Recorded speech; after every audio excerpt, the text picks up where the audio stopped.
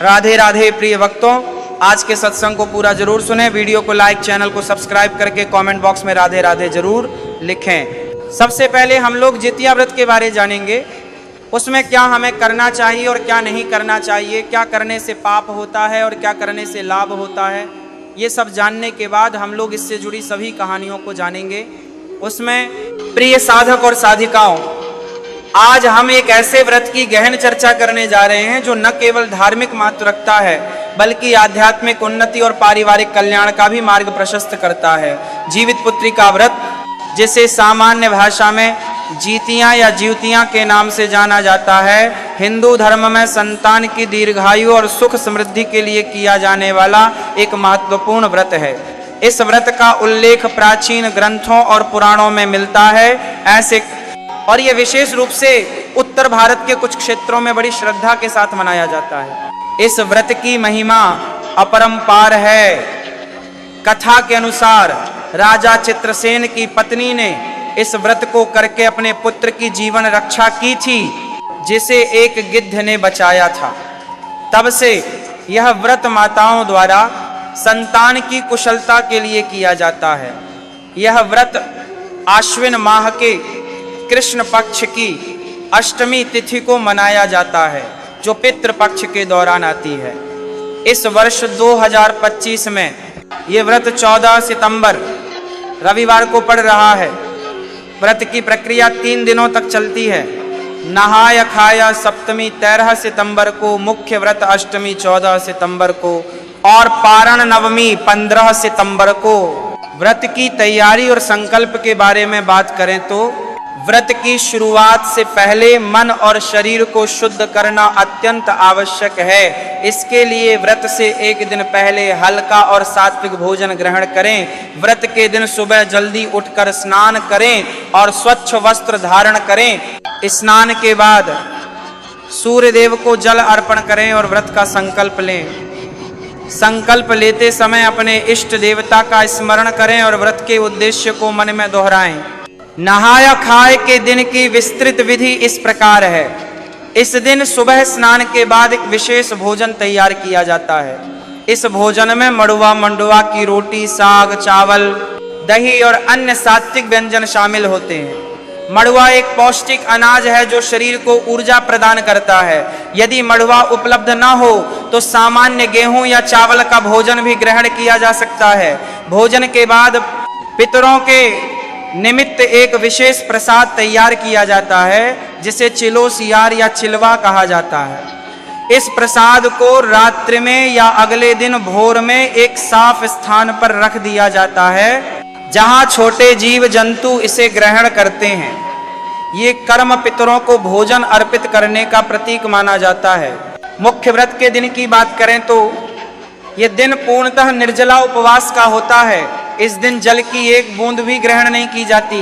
सुबह स्नान के बाद दातुन या ब्रश न करें, केवल उंगलियों से दांतों की सफाई करें और जल से कुल्ला कर लें।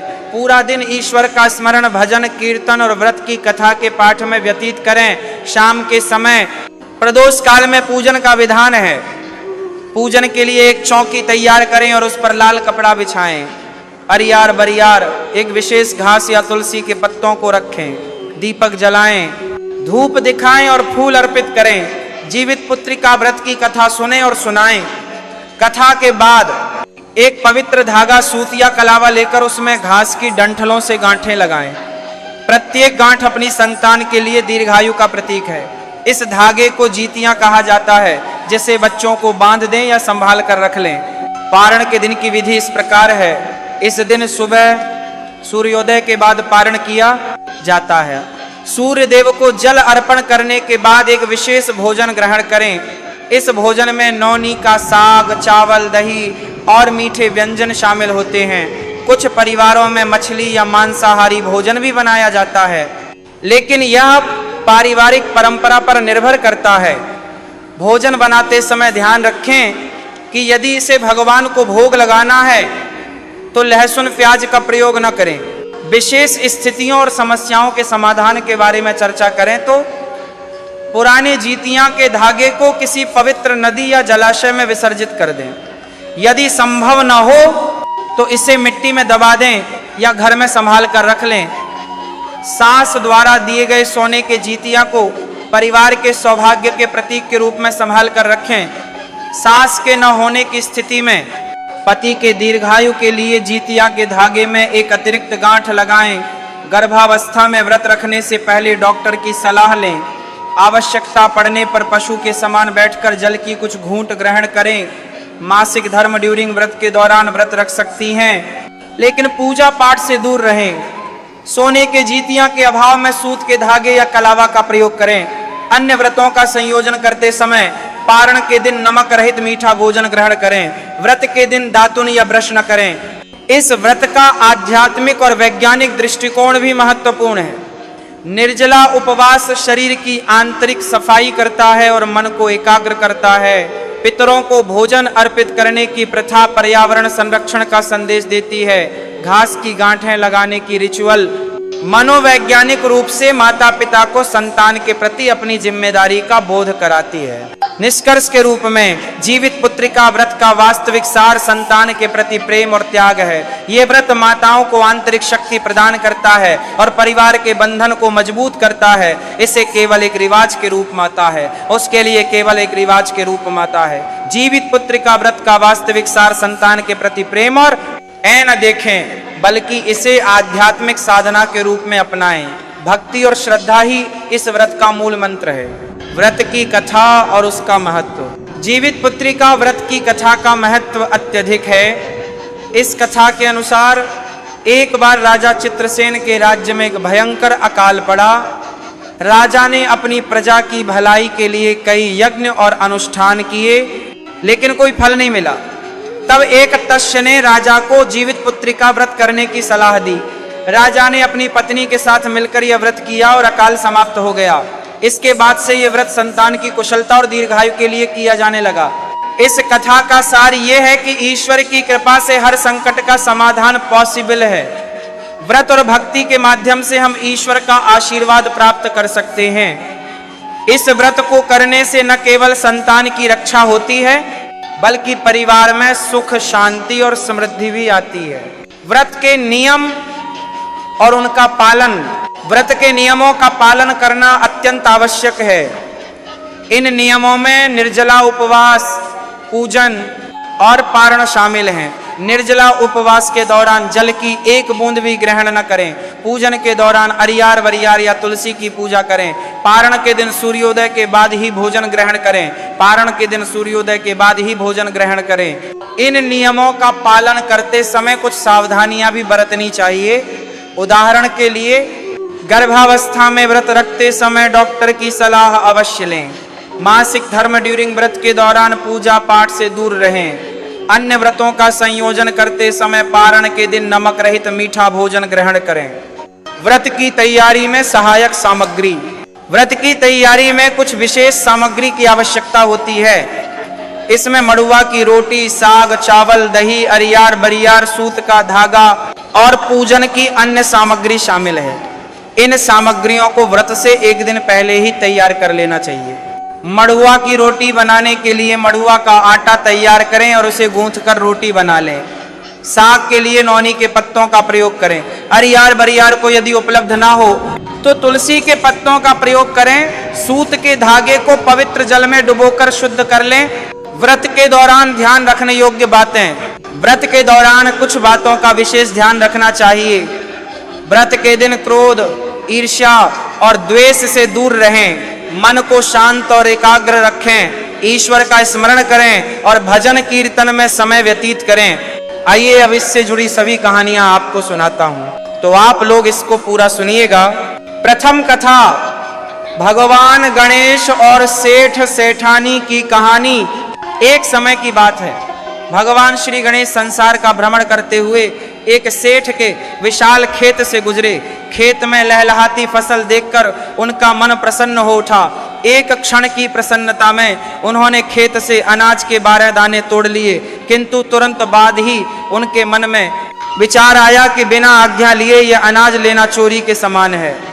भगवान गणेश जो स्वयं विघ्नहर्ता हैं, उन्होंने भी अपनी इस त्रुटि के लिए प्रायश्चित का मार्ग चुना।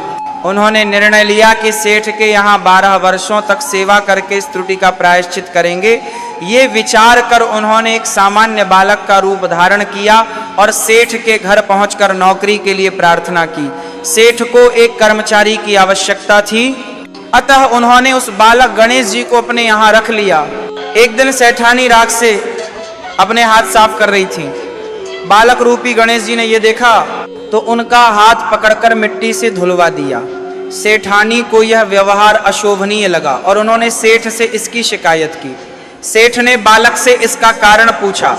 तब गणेश जी ने विनम्रता पूर्वक समझाया, हे स्वामी, शास्त्रों में कहा गया है कि राख से हाथ धोने पर घर की लक्ष्मी नाराज होकर चली जाती हैं, जबकि मिट्टी से हाथ धोने पर वे प्रसन्न होकर वापस लौट आती हैं। मैंने तो केवल घर की समृद्धि का ही ध्यान रखा है। सेठ को उनकी बात में सत्य का आभास हुआ और वे संतुष्ट हो गए। कुछ समय उपरांत कुंभ के मेले का आयोजन हुआ। सेठ व्यस्त थे, अतः उन्होंने बालक को सेठानी को मेले में ले जाने और स्नान कराने का आदेश दिया। मेले में पहुंचकर सेठानी नदी के किनारे बैठकर केवल थोड़ा सा पानी डालकर स्नान करने लगी। बालक ने उनका हाथ पकड़कर उन्हें गहरे पानी में ले जाया और पूरी श्रद्धा से डुबकी लगवाई। घर लौटकर सेठानी ने इसकी फिर शिकायत की। सेठ के पूछने पर बालक ने उत्तर दिया, सेठानी जी केवल गंदे पानी से स्नान कर रही थी। मैंने उन्हें स्वच्छ जल में डुबकी लगवाई, जिससे उन्हें पुण्य की प्राप्ति होगी और अगले जन्म में उत्तम राज्य की प्राप्ति होगी। सेठ को फिर से उसकी बात उचित लगी। एक अन्य अवसर पर सेठ के घर में हवन का आयोजन था। सेठ ने बालक को सेठानी को बुलाने भेजा। सेठानी काले वस्त्र पहनकर आ रही थी। बालक ने उनके काले वस्त्र फाड़ दिए और लाल वस्त्र पहनने का आग्रह किया। सेठानी क्रोधित होकर वापस अपने कक्ष में चली गई। देर तक इंतजार करने के बाद सेठ स्वयं अंदर गए और उन्होंने कारण जानना चाहा। बालक ने स्पष्ट किया, शुभ कार्यों में काले वस्त्र वर्जित होते हैं, लाल वस्त्र शुभता और मंगल के प्रतीक हैं। सेठ उसकी बुद्धिमत्ता से चकित रह गए। अंततः एक दिन सेठ के घर में गणेश पूजा का आयोजन हुआ। पूजा आरंभ होने पर पंडित जी ने बताया कि वे गणेश जी की मूर्ति लान आप भूल गए हैं। तब बालक ने कहा, आप मेरी ही मूर्ति बनाकर स्थापित कर लीजिए, आपकी पूजा सफल हो जाएगी। ये सुनकर सेठ को क्रोध आया, किंतु तभी बालक ने अपना दिव्य रूप प्रकट किया। सेठ और सेठानी ने देखा कि उनके सामने स्वयं भगवान गणेश विराजमान हैं। वे भक्ति भाव से उनके चरणों में गिर पड़े। पूजा समाप्त होने के बाद गणेश जी अंतर्धान हो गए। रात्रि में वे सेठ के स्वप्न में आए और बोले, हे सेठ, 12 वर्ष पूर्व मैंने तुम्हारे खेत से 12 अनाज के दाने लिए थे। उसी का प्रायश्चित करने मैंने तुम्हारे यहाँ 12 वर्ष सेवा की। अब तुम निश्चिंत रहो, तुम्हारे घर में सदैव सुख समृद्धि बनी रहेगी। इस प्रकार गणेश जी के आशीर्वाद से सेठ सेठानी का जीवन धन धान्य से परिपूर्ण हो गया। द्वितीय कथा, चील और सियारिन की मैत्री तथा व्रत की महिमा। एक घने जंगल में एक सेमल के ऊंचे पेड़ पर एक चील रहती थी और पास की झाड़ियों में एक सियारिन का निवास था। कालांतर में दोनों में गहरी मैत्री हो गई। वे एक दूसरे से निरंतर बातें करती, साथ समय बिताती और चील जो कुछ भी भोजन प्राप्त करती उसे सियारिन के साथ साझा करती। सियारिन भी चील का पूरा ध्यान रखती थी। एक बार जंगल के निकट स्थित एक गांव में स्त्रियां जितिया व्रत की तैयारियों में व्यस्त थीं। चील ने यह दृश्य देखा और अपनी सखी सियारिन को इसके बारे में बताया। दोनों की जिज्ञासा बढ़ी और वे छिपकर गांव में गईं। उन्होंने वहां स्त्रियों को पूजा की सामग्री सजाते, व्रत का संकल्प लेते और विधि विधान से पूजा अर्चना करते देखा। उन्होंने पूरी पूजा और व्रत कथा को बड़े ही ध्यान से सुना और देखा। इससे प्रभावित होकर दोनों ने भी अगले वर्ष उसी दिन व्रत रखने का निश्चय किया। नियत तिथि आने पर दोनों ने सूर्योदय से पूर्व स्नान किया और दिन भर निराहार रहने का संकल्प लिया। दिन भर वे भूख प्यास सहती रहीं और मंगल कामनाएं के कार्य पास किया करे रती रहीं। किंतु रात्रि होते ही सियारिन से अपनी प्रबल भूख पर संयम न रह सका। उसने छिपकर कुछ हड्डियां खा ली, जिससे कट-कट की आवाज आने लगी। चील ने पूछा, ये आवाज कैसी है? सियारिन ने झूठ बोला, बहन भूख से मेरा पेट गुड़गुड़ा रहा है। किंतु चील को सच्चाई का आभास हो गया। उसने सियारिन को डांटते हुए कहा, यदि तुम्हें व्रत का पालन करना ही नहीं था तो संकल्प क्यों लिया? एक रात का संयम तुमसे सहन नहीं हुआ। सियारिन को अपनी भूल का एहसास हुआ और उसने लज्जित होकर क्षमा मांगी, किंतु व्रत भंग हो चुका था। चील ने पूरी रात संयम से व्रत का पालन किया और भक्ति भाव से पूजा संपन्न की। अगले जन्म में दोनों का जन्म एक ही राज्य में दो बहनों के रूप में हुआ। सियारिन बड़ी राजकुमारी बनी और चील छोटी। समय आने पर बड़ी बहन का विवाह एक राजकुमार से और छोटी बहन का विवाह राज्य के मंत्री पुत्र से हुआ। कालांतर में दोनों के पति क्रमशः राजा और मंत्री बने, किंतु एक विचित्र अंतर था। बड़ी बहन पूर्व जन्म की सियारिन जब भी संतान को जन्म देती वह शीघ्र ही स्वर्ग से धार जाती, जबकि छोटी बहन पूर्व जन्म की चील की प्रत्येक संतान स्वस्थ, हृष्ट पुष्ट और दीर्घजीवी होती थी। इससे बड़ी बहन के मन में गहरी ईर्ष्या और दुहक पनपने लगा। एक बार द्वेषवश उसने छोटी बहन के सभी बच्चों के सिर कटवाकर एक संदूक में बंद कर दिए और मन में प्रसन्नता अनुभव की कि अब उसकी बहन भी उसके समान दुखी होगी। किंतु कुछ समय पश्चात उसने देखा कि उसकी छोटी बहन के बच्चे सकुशल खेल रहे हैं। हैरान होकर उसने संदूक खोला तो देखा कि उसमें बच्चों के सिर नहीं बल्कि विभिन्न प्रकार की मिठाइयां भरी हुई थीं। उसने कई बार और प्रयास किए, किंतु हर बार दैवीय चमत्कार से छोटी बहन के बच्चे बच जाते। एक दिन उसने देखा कि छोटी बहन पूजा की थाली लेकर जा रही है।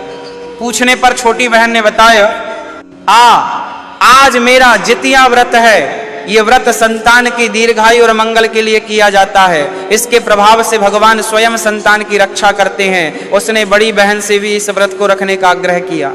यह सुनकर बड़ी बहन को अपनी भयंकर भूल और द्वेष का एहसास हुआ। वह रोती हुई अपनी बहन के चरणों में गिर पड़ी और क्षमा याचना करने लगी।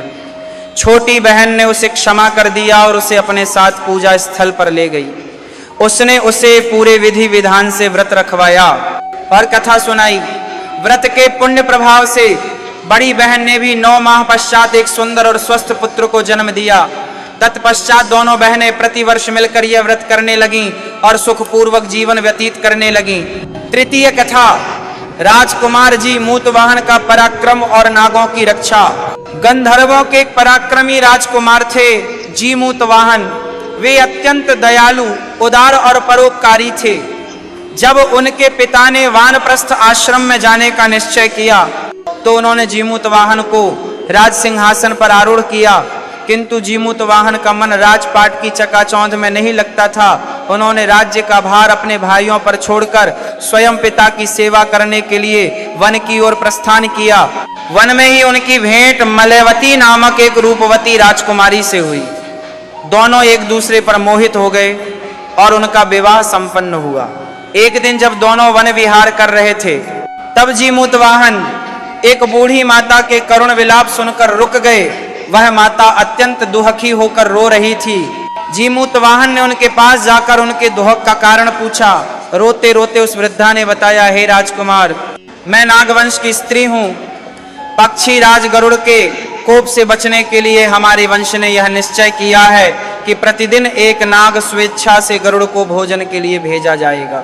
आज मेरे एकमात्र पुत्र शंखचूड़ की बारी है। मैं अपने इस अंतिम सहारे को खोने के लिए चाहिए बारी है। मैं नागवंश की स्त्री हूँ, मैं नागवंश की स्त्री हूँ, मैं नागवंश की स्त्री हूँ, मैं नागवंश की स्त्री के कंपेरन मैं जा रही हूँ। एक माता के लिए इससे बड़ा दुख और क्या हो सकता है। जीमूतवाहन का हृदय द्रवित हो उठा। उन्होंने तत्काल निर्णय लिया और उस नाग माता से कहा, माता तुम व्यथित न हो, मैं तुम्हारे पुत्र के प्राणों की रक्षा करूंगा। आज उसके स्थान पर मैं स्वयं अपने आप को गरुड़ को समर्पित करूंगा। ये कहकर उन्होंने शंखचूड़ से लाल कपड़ा लिया और स्वयं को उसमें लपेटकर बलि स्थल वंदी शिला पर लेट गए। नियत समय पर गरुड़ वहां आए और लाल कपड़े में लिपटे जीमूतवाहन को अपने पंजों में दबोचकर एक ऊंचे पर्वत शिखर पर ले गए। उन्होंने अपनी तीक्ष्ण चोंच से जीमूतवाहन के शरीर को वेदना आरंभ किया। असह्य पीड़ा से जीमूतवाहन की आंखों से अश्रुधारा बह निकली और वे कराह उठे। उनकी करुण पुकार सुनकर गरुड़ अचंभित रह गए। उन्होंने ऐसा दृश्य पहले कभी नहीं देखा था। उन्होंने जीमूत वाहन से उनका परिचय और यहाँ आने का कारण पूछा।